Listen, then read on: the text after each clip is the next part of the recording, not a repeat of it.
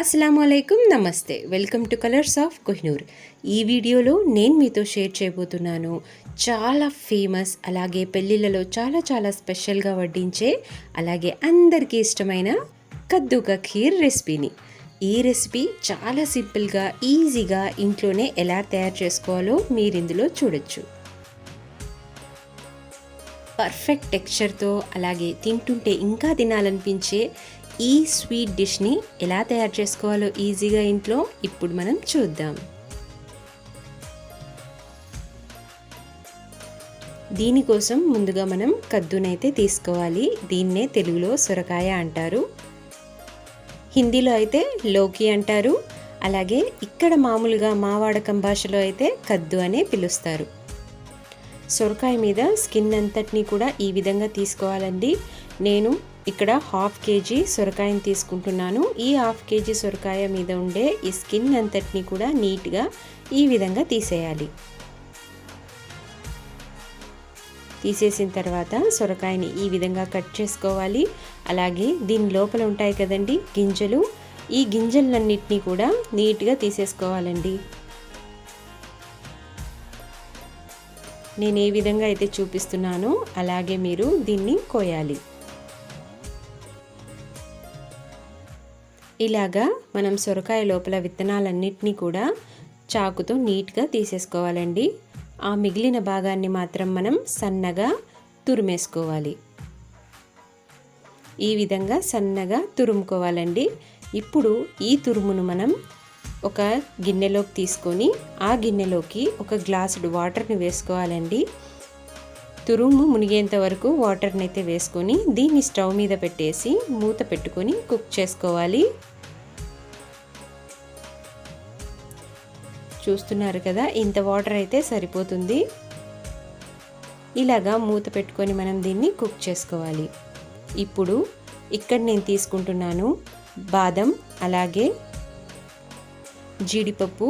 ఈ బాదంని నేను 1/2 అవర్ బాగా నానబెట్టుకొని మొత్తం అంతా స్కిన్ని పీల్ ఆఫ్ చేసుకున్నాను.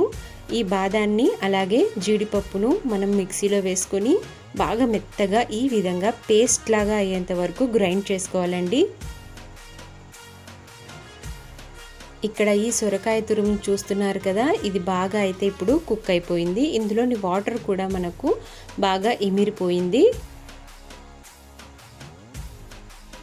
ఈ విధంగా సొరకాయ అనేది బాగా కుక్ అయిపోవాలి. మనం ప్రెస్ చేసి చూస్తే మంచిగా మెత్తగా ఉడికిపోయి ఉండాలి.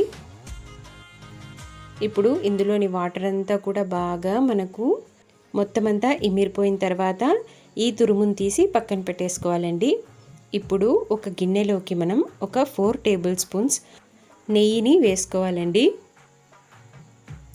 ఈ నెయ్యి వేడైన తర్వాత మనం బాదంని చిన్న చిన్న ముక్కలుగా చేసుకున్నానండి. ఈ బాదంని వేసి గోల్డెన్ బ్రౌన్ కలర్ వచ్చేంత వరకు మనం బాగా వేయించుకోవాలి. ఈ బాదంని కూడా నేను బాగా నానబెట్టేసి దాని తొక్కను తీసేసి చిన్న చిన్నగా ముక్కలుగా చేసుకున్నానండి. ఇప్పుడు అదే నెయ్యిలోకి మనం ఉడకపెట్టుకున్న సొరకాయ తురుమును కూడా వేసి బాగా ఫ్రై చేసుకోవాలండి. దీనివల్ల మనకు మంచి ఫ్లేవర్ వస్తుంది. ఈ విధంగా ఈ సొరకాయనంతటినీ కూడా మనం బాగా ఫ్రై చేసుకోవాలి. ఫ్రై చేసుకొని ఒక 2 minutes పక్కన పెట్టేసుకోవాలండి. ఇప్పుడు ఒక మందపాటి గిన్నెలోకి మనం మిల్క్ని అయితే తీసుకోవాలి. ఇక్కడ నేను 1/2 kg సొరకాయకు 1.5 లీటర్ మిల్క్ని తీసుకుంటున్నాను. అది కూడా ఫుల్ ఫ్యాట్ ఉండే మిల్క్ని తీసుకుంటున్నాను. ఆవు పాలండి ఇవి, బాగా మంచిగా మీగడున్న ఆవు పాలు. వీటిని బాగా చిక్కగా అయ్యేంత వరకు మనం కాసేపు ఈ విధంగా తిప్పుకుంటూ బాగా బాయిల్ అవ్వనివ్వాలి. ఇప్పుడు ఇందులోకి ఒక 1/2 అవర్ బాగా నానబెట్టిన సగ్గు బియ్యాన్ని అయితే వేసుకోవాలండి.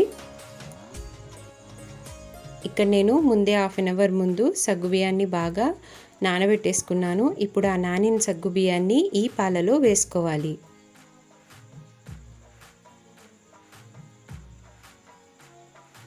ఈ విధంగా బాగా సగ్గుబియ్యం మొత్తం ఉడికిపోయేంతగా మనం దీన్ని ఉడకబెట్టుకోవాలండి. ఇప్పుడు సగ్గుబియ్యం బాగా ఉడికిపోయింది.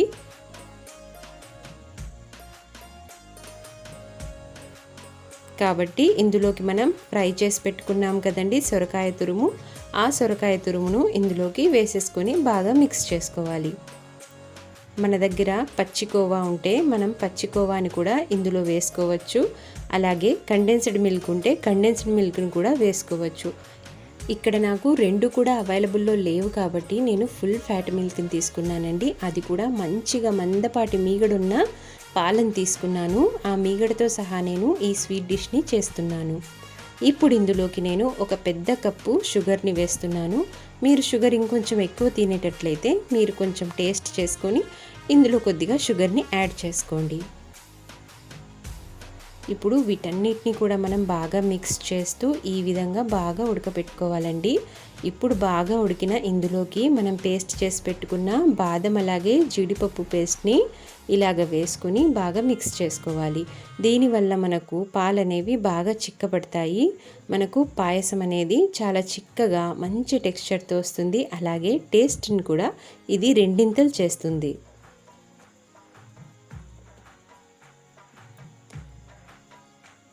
ఈ విధంగా మంచి టెక్స్చర్తో వచ్చేస్తుందండి మనకు పాయసం, అదే ఖీర్. ఇప్పుడు ఇందులోకి నేను ఒక్క చిటికెడు గ్రీన్ కలర్ని వేస్తున్నాను. ఫుడ్ కలర్ ఉంటుంది కదా గ్రీన్లో, ఆ కలర్ని నేను ఇందులో వేసి మిక్స్ చేస్తున్నాను. ఇక్కడ ఫుడ్ కలర్ అనేది కంప్లీట్గా ఆప్షనల్ అండి. మీకు నచ్చితే మాత్రమే వేసుకోండి, నచ్చకుంటే దీన్ని మీరు స్కిప్ చేసేయచ్చు. ఇప్పుడు చూస్తున్నారు కదండి, పర్ఫెక్ట్గా పెళ్ళిళ్ళలో చేసేలాగా లేదు, అలాగే ఉంది కదండి. టేస్ట్ కూడా అలాగే ఉంటుందండి సేమ్. ఇప్పుడు ఇందులోకి నేను కొద్దిగా యాలకుల పొడిని వేశాను. ఈ యాలకుల పొడి వల్ల మనకు మంచి ఫ్లేవర్ వస్తుంది. అంతేనండి, రెడీ అయిపోయింది. ఇప్పుడు స్టవ్ ఆఫ్ చేసి చల్లార్చుకోవాలి. అంతే, చాలా టేస్టీగా యమ్మీగా సింపుల్గా ఇంట్లోనే ఉన్న వాటితో ఈ విధంగా మనం ఈజీగా కద్దుకా ఖీర్ని చేసుకోవచ్చు. చూస్తున్నారు కదా, నేను ఫ్రై చేసుకున్న బాదం అంతటిని కూడా ఈ విధంగా గార్నిషింగ్కి వేసుకుంటున్నాను. మనకు నచ్చిన డ్రై ఫ్రూట్స్తో దీన్ని మనం గార్నిష్ చేసుకోవచ్చు. అలాగే ఇంటికి వచ్చిన గెస్ట్కి స్పెషల్గా వడ్డించవచ్చు. మీకు ఈ రెసిపీ ఎలా అనిపించింది నాకు కామెంట్ చేసి చెప్పండి. నచ్చితే లైక్ చేయండి. నా ఛానల్లో బోల్డ్ అన్ని రెసిపీస్ ఉన్నాయి, వెళ్ళి చెక్ చేయండి. నచ్చితే లైక్ చేయండి, షేర్ చేయండి, అలాగే సబ్స్క్రైబ్ చేసుకోవడం మాత్రం అస్సలు మర్చిపోకండి. Thank you so much for watching.